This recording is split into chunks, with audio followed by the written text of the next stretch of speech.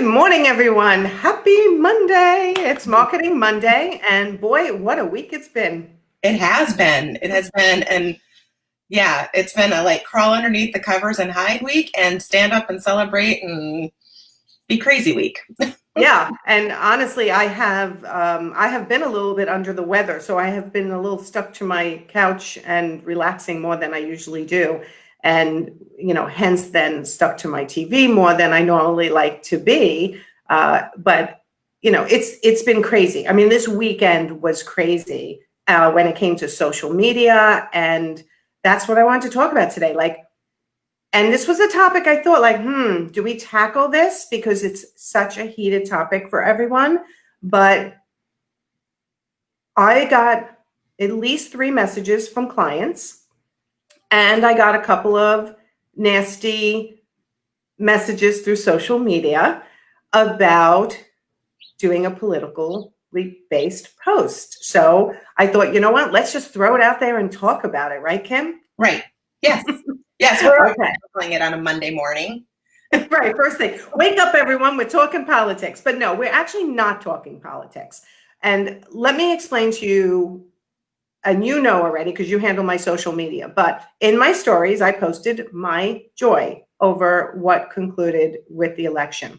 And it was not nasty to anyone else, it was just my joy. And why did I do that? Because I was alone at the time that I saw it. And I was like, you know what? I'm so happy it was the way I wanted it to go. It doesn't mean that there are people on my staff who think differently. There are people in my client base that think differently, and I'm okay with that.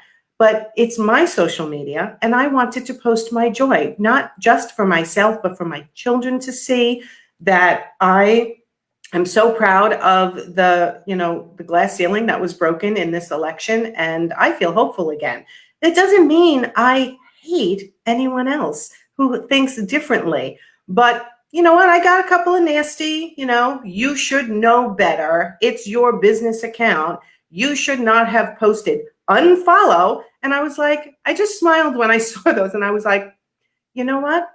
That's okay. Unfollow me. And I hope you have a beautiful weekend, because I don't have that kind of anger towards anyone else. And they obviously do. So it's their problem, not mine.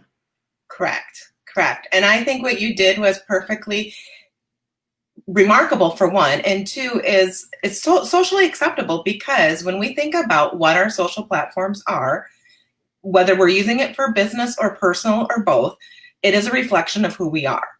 Now, if you would have went out on your social media and said blankety blank blank blank against Trump, then Right. That would have been a different story. But you shared your joy. I saw your post and I thought, good for Nancy. That was my thought.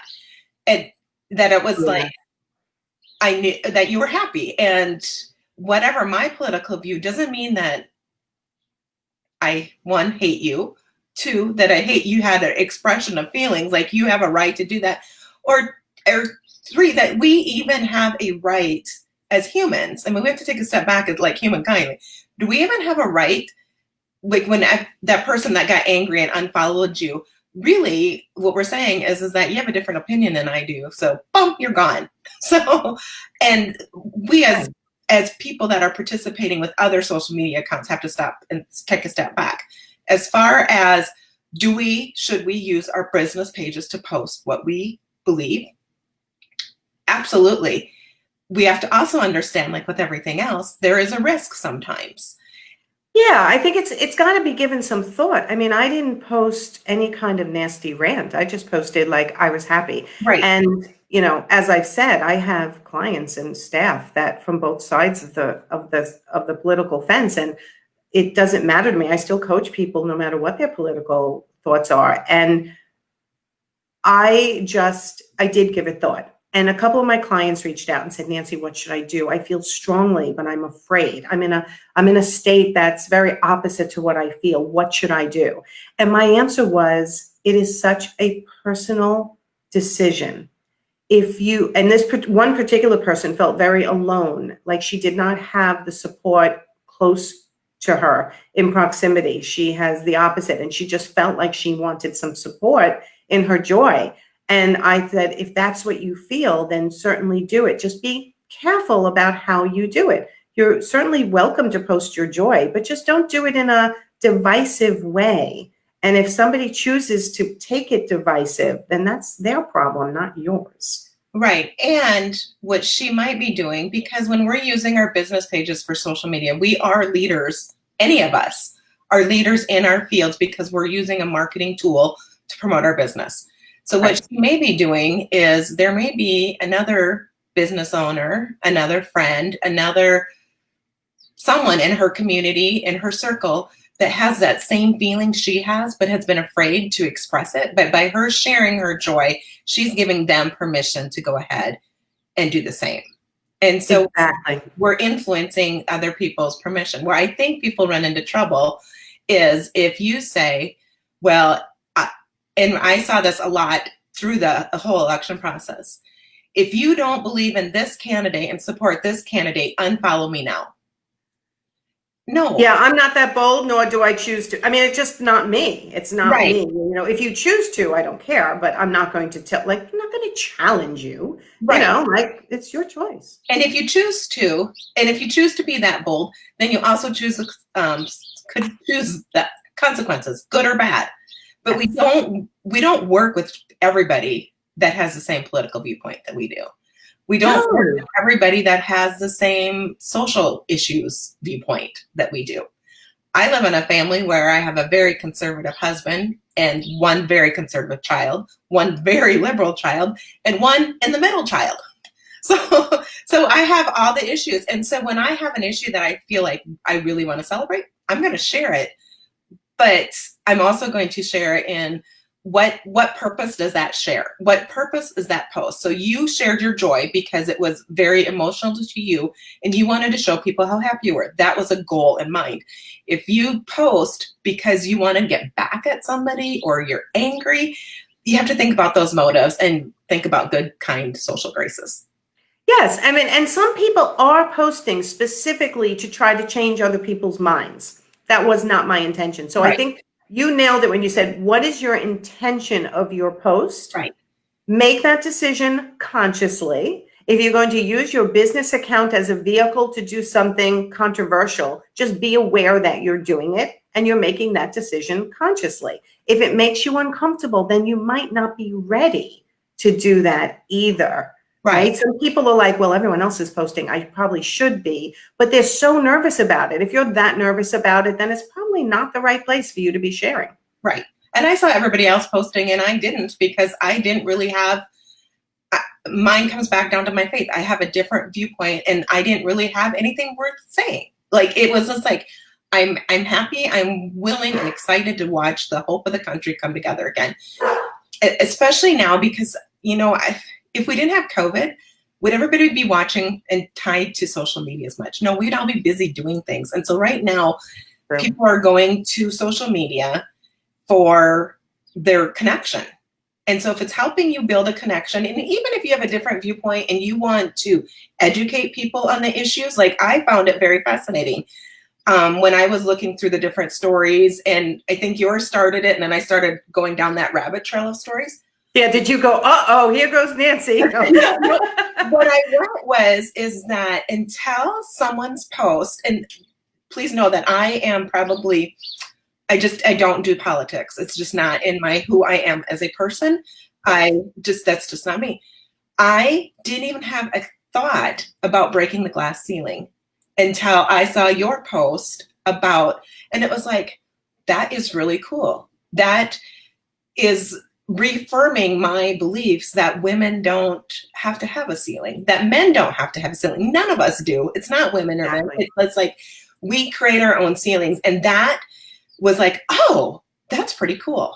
Yeah. And I think that's the thing. Everybody views what happened differently. And whether you want to post about it or whether it makes you uncomfortable. But listen, I have 3 children. 2 are in the LGBTQ community. You know that. And this was what felt like a win for them. And I support my children and I support what happened, you know, what the outcome of the election was. But I totally see other people's point of view and hear them as well. But I wanted to celebrate. So I really want to talk about this today because I'm curious if anyone who's watching wants to share in the comments, what did you do? Did you share, or did you avoid sharing, or did you not want to share at all, right? So Right. shared, not shared, or purposely avoided, right? Right. And it's so personal. It's so personal. It is. Right? When my clients reach out to me and said, Nancy, what should I do? Is it appropriate for me to share as a business account? I had to put it back on them and say, listen, it's appropriate if you feel comfortable with it. It's appropriate if you give it some thought and choose the reason why you're posting and make sure that's relayed.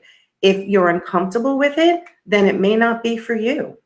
Right. And then being authentic to who you are. So whatever candidate you supported, don't just jump on the bandwagon because everybody else is doing it.